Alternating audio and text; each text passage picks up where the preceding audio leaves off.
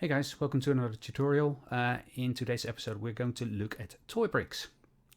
Much fun. In this tutorial we're going to recreate the third example you've just seen, and I'm showing it here on the screen, right? So it's a type of a beach type scene with some palm trees and a bouncing ball.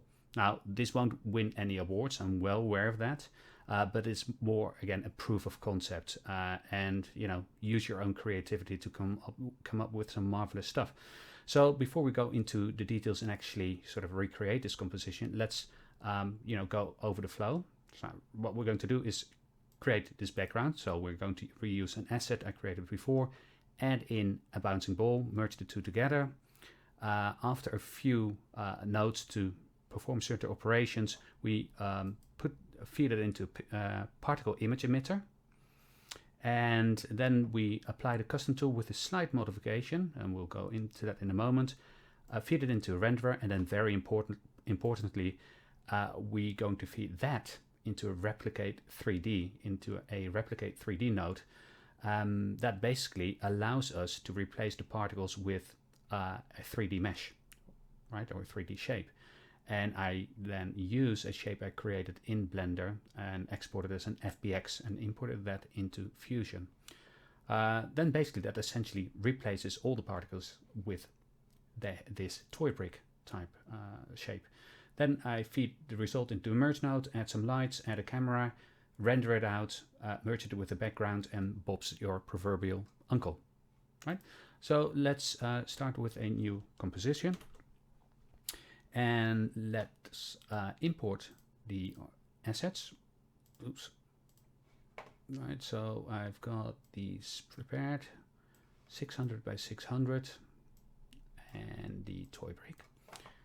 Right, quickly showing you guys this toy brick I made in Blender. Amazing program. I'm not very good at it. I've never really spent the time to get to know it. But it's very good, and some people do amazing stuff with it. In my case, just a very simple shape, and I exported this as an FBX like here. But you could use another format as well. In any case, the background itself I created in a program called Affinity Designer. I've spoken about this before. I thoroughly recommend that, but you can use, of course, any program. And I exported this as a 600 by 600 PNG file. I didn't want to make it too big because all these pixels will be turned into particles, and the more pixels you've got, the more particles you get, essentially, and then it can become very cumbersome and slow on the computer to compute. In any case, right, let's go into it. So we've got the background here. Now we want to create this bouncing ball. We will create a background node, make that red, and we turn that into a ball by applying an ellipse. Let's show that in viewport 2. Let's show that in viewport 2. Make it a bit small. Well, actually, first of all, let's make the image size the same as our background, as our picture, 600 by 600, right? Then let's zoom in a bit and make that a lot smaller. Let's pop that here for now. Right, then we want to merge this onto that, right? And to do that, basically, we're going to pipe this in here. That creates a merge node, and you see the result here, right? The ball is the foreground, and you can see that because that has got that little green arrow. Right, it goes into the green input. That's the foreground input. Now we need to animate that. You can do that by hand or with a simple expression. In my case, I love my expressions, but it will be, as I said, a very simple one. So we are going to animate the ellipse center, right? Add a right click, add an expression, and basically the X value we're going to make dependent on time, right? So it reflects what frame you're at. So over time it will move to the right, but this will go way too fast if we just take time, because at time 1 it will be at 1, time 2 it will be at 2, and basically will be like Superman flying across the screen. So we need to divide that to make it a bit slower, divided by 75. Then we essentially get this result, right? Not quite bouncing, but it's moving. To make it bounce, or to approximate a bouncing motion, we enter a sine function here, sine time divided by 4 in my case. If I would leave it like this, the amplitudes would be very high, which you can see here, right? Possible, but not very pretty. So I want to divide it by a suitable number. Let's take 15, right? So that works, but the ball is too low, so I need to offset it a bit. Let's do 0.4 plus this, and then we got something that is similar to the example we had at the start. If I would have more time here, I would add some dampening and such and make a bit more of a complex formula here, but I don't have the time. Right? I want to keep it fairly simple here. Right.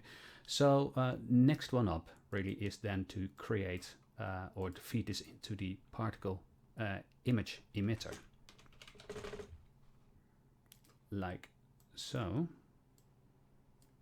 Add a renderer and display that in viewport 2. As you guys can see, lots of particles. I want to have fewer particles, right? Because these will all be replaced by these toy bricks, which are substantially larger. So I need to divide it by 10, 0.1. And now we've got fewer particles, and this is sort of the approximate number I was aiming for, right? Let's add then the replicate 3D node, like here. And then we're going to feed this mesh into it. But let's first have a look at the mesh. Right, if displaying that, and as you can see here, I need to really zoom out because it's incredibly large. There it is, right at the light. So really I need to do something about that. So I'll make it a bit smaller. Let's make it 0.09. Of course I could have exported it in a bit of a different way, but I didn't. So I need to fix it here. So this is a lot smaller. It's probably still too big, but let's feed that into the replicate 3D and then show that in viewport 2. As you can see, it's still way too big, but even in the replicate tool itself, there's a scale amount, so I can really lower it here. So let's try this, 0.01. Now that is a bit too small, so let's make it to this. And this seems a bit better, but as you can see here, this in principle is okay, right? The Lego blocks. But if you look at the example we had in here, the blocks were rotated, right? So if you have a look here, this is the look I was going to go for. So how do we accomplish this? It is very simple, right? We just need to have a look at the rotation, and I believe it is the X rotation. There we go. By 90 degrees we rotated, and now we get that look we were aiming for. But we do have a bit of an issue. You can see here when I zoom in that there are certain particles that are semi-transparent, right? So they've got an alpha value that is above 0, but it's lower than 1. 1 means it's completely solid or opaque, and 0 means it's fully transparent. So it's somewhere in between. Now, for certain purposes, that may be great, right? It may, suit your purpose for your project. For my particular one here right now, I don't want to have that. So what I can do is play around with this alpha threshold value in the particle image emitter and basically increase that. What this does is basically it will look at the pixel values of the input. So if we zoom in here, right, we see here there are pixels here that are semi-transparent.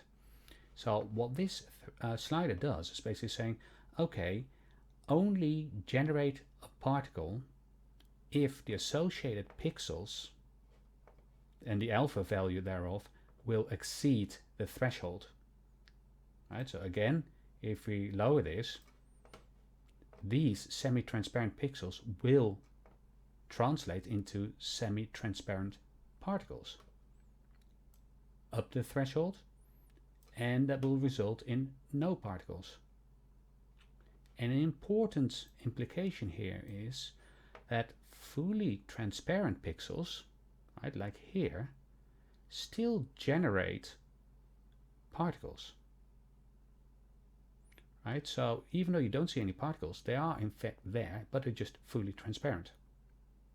Right, but right, so you would think upping this fixes the issue because these semi-transparent particles have gone. They're not being generated at all anymore. However, when we zoom out and play the animation with the bouncing ball, we see an issue. Right, so whenever the ball goes into one of these transparent areas, there's a gap. Right, so essentially a chunk gets cut out of the ball. The reason is there are no particles there to reflect the ball, right? Because the particles are only being generated once at the start of the timeline at time 0. The particle image emitter will read the input values of all the pixels and will translate that into particles. Now we said, okay, for certain pixel values or alpha values of pixels, don't generate the associated particles, like all the areas around here, right? We did that to be able to get rid of these semi-transparent pixels, but by doing that, we got rid of all the completely transparent pixel particles as well, right? If we would turn this back, again, they're coming back, and the ball is being displayed correctly. So how do we resolve this? This won't work, this won't work. There's one thing we could do, and that's basically create particles every frame. Ticking this box will basically say, okay, for every frame that gets generated, read the input again from the image and then generate particles wherever they exceed the threshold. So if we would set this, tick this, and wait for a moment because it needs to calculate, then here, the ball is here in the input picture, and then that will result in pixels or particles being generated. However, this is extremely slow depending on the size of the input picture, because every single frame all the particles will be generated again. So I don't want that, so I put this back and switch this off. So we're going to resolve it in a different way, and the answer to this issue is very simple. We're going to make use of the P custom tool.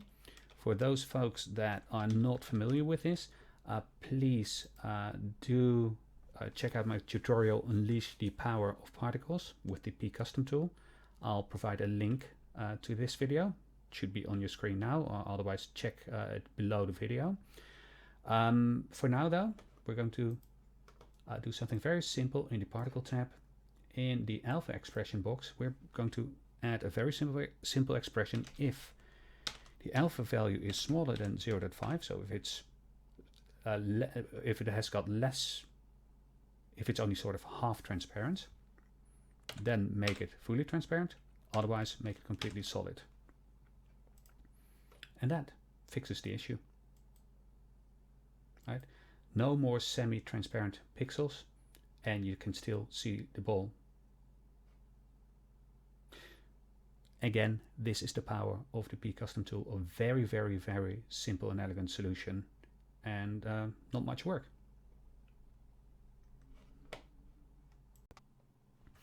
Now, this is the majority of what we wanted to do, but of course, there's one more essential part. We saw this being built up. So how are we going to do that? There are various techniques of doing this. You can work with directional forces. You can work with the particle kill tool, right? But after a lot of experimentation, I came up with a very obvious solution, but it wasn't obvious for me at the time. I'm basically going to create a mask for the whole image here and basically animate that mask, right? And then that mask will slowly reveal the image. Now, one of the things you have to take into account is that if you want to, apply this mask to the overall image, you can't apply it just to the picture background or to the ball, because that will only work on those respective elements. Neither can you apply to the merge tool, even though there's like a mask input. Basically just tells the mask input where the foreground should be affected or should be coming through. Right? I won't go into the detail right now, but you can experiment with that. But it won't work for our purposes. What we need to do instead is have a way to have a mask that affects the whole thing. Now there are various ways of doing it, but for me the easiest one is by adding a brightness contrast node, sorry. But we're not really using that for its purposes in terms of making it brighter or changing the contrast. We're going to sort of abuse it, if you will. So we need to check the alpha tick box here and turn down the gain. Picture disappears here, right? So if you would display this here, it disappears. But what happens if we start adding a mask and we do it with a polygon? It comes back. But basically what I want to do is draw it here, draw a nice shape with lots of little spikes and whatnot. And then I'll show you in a moment what we do with this. Right, let's close it. Right, now we've got essentially a mask. And what happens if you move this mask down, you see the picture disappearing. Right, and then you see the toy bricks disappearing. So what we want to do is animate it the other way around. So we start at the bottom, right here, add a keyframe. So we're going to animate the center of the mask. So animate it. So this creates a keyframe. Then we go to something like frame around 150-ish, and then move the mask up so that essentially it will appear, right? And now if you play this back, you see the toy bricks building up the picture. And the thing I constantly do, you saw the issue here, particles all of a sudden disappeared. What did I do? Or what did I do wrong?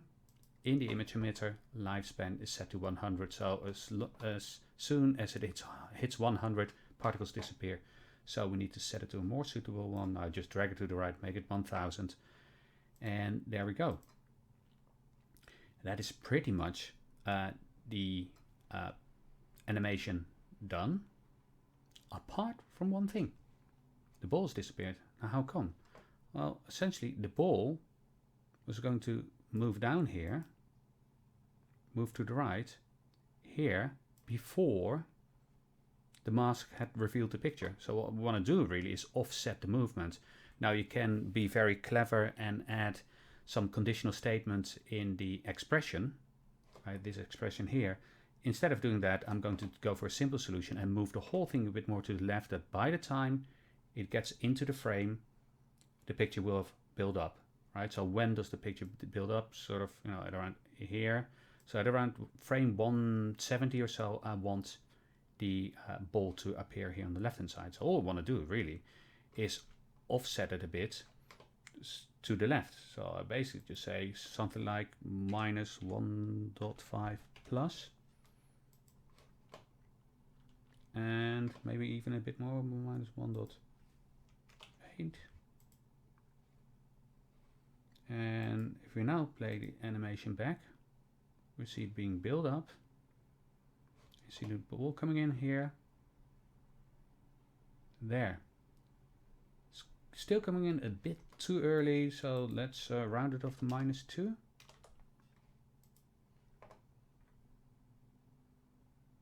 Let's calculate it a bit and let's play it again.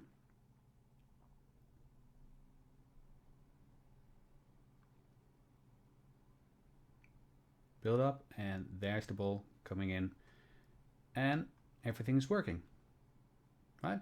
So that is the hard part done, which hopefully, you know, for you guys it wasn't too hard. Now we need to sort of neaten things up and you know, render the whole thing out. So first of all, we want to add a merge 3D, and add a few lights. First an ambient light, And this is all to your liking, really.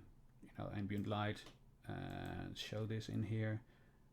And obviously that doesn't look very good yet. The intensity is way too high. So let's we have the ambient light here. As you can see here, we can't quite see the structure anymore of the individual blocks, right? But I think we just need to add a point light to get that back, and there we go, right? Because with the ambient light, everything is being lit uniformly, and that's why you can't see the contours anymore and such. Right now, it's a bit too much, right, in terms of intensity, so we dial that down a bit. And now we get something like this, which looks very much like our example we wanted to recreate, right? One of the last things we need to do is add in a camera, pipe it into it, copy over to first get a nice perspective we like, so maybe something like this. Yeah. Oh, actually more like this. Now copy this perspective over to the camera. Alright, switch over to the camera, and this is basically what we'll then see. We can of course add in a camera movement and such, but I'll leave that up to you guys. Alright, so all we now need to do is add in a renderer, set it to OpenGL, show that in viewport 2, enable lighting, and we're pretty much done, right? You can yeah, now let's leave it at this. I was just going to say you can change the transparency to quick sort. In this case it doesn't make any difference, but there are situations where it will make a difference, so typically I set it to quick or sorted rather than fast, but I said in this particular case it doesn't make a difference. Last thing what we can do is add in a background. Right, pipe it in here, and actually swap it over, Control T, show it in viewport 2, and pick a nice color, nice blue, maybe a gradient of some kind, and make this maybe white.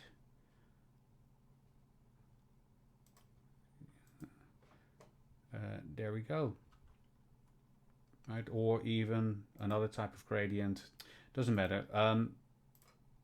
Right, play around with it, but this looks pretty good, right? Then you add a saver node, and then you're done, right? And then you end up with a nice animation like this. So that was it for this particular example. Now, if you do want to stick around, I'll just briefly show you what I've done with the other example, right? A bit different. That's this example, sorry. So in this particular case, right, let's play this. Oops, let's show the right thing. This, as you can see, by the way, this is sort of in reverse. So in the example you saw at the start of the video, you saw this being built up. All I did was basically in my NLE, I used, by the way, a DaVinci Resolve for that. I just turned the picture around, right, I reversed it. But essentially what I did here is I have two particle systems. One particle system is just a static particle system, and it's sort of generating this this sort of background, right, where the toy bricks are being applied to. And then on top of that, right, so that's this particular particle system. On top of that, I've got another particle system, right, that basically slowly reveals this picture. Now, what I did here was, in this particular case, I used, again, a particle image emitter. What I did then was apply a directional force that kicks in, and it's dependent on a region. which I animate. So whenever a particle is in the region, it gets a y velocity of, I think, 0.1. So when you move this down, it gets a velocity. Now, what you see here, though, is that the particles don't fly off, rather they just disappear. What I actually did there was in the P custom tool, I had a little expression where you essentially change the alpha based on the velocity. So if Vy, the velocity on the y-axis for the particle, equals 0, so equals 0, then retain the alpha you had, which is in normal cases is 1. Otherwise, if it does have a velocity, make it 0, i.e. make it transparent so that it all of a sudden disappears from the screen. Now that works. Later on though, I thought, well, I might as well have used a particle kill tool, right? And there you can do exactly the same thing, but without a custom tool, without a directional force. All you do is basically animate the region for the particle kill. Do the same thing, define the same type of region, start at the top and animate it down, and then as soon as the particles get in that region, then they get killed off and disappear. Right? So that's all there is to this particular example. So I hope you guys enjoyed this tutorial. If you've got any questions whatsoever, please do not hesitate to leave a comment. Also, if you do like it, please like this video. If you want to subscribe, if you haven't subscribed yet, please do so. And of course, feel free to share this video if you think anyone else can benefit from it. Yeah, so hope you guys enjoyed it. Have a great day and see you guys later. Cheers, guys. Bye.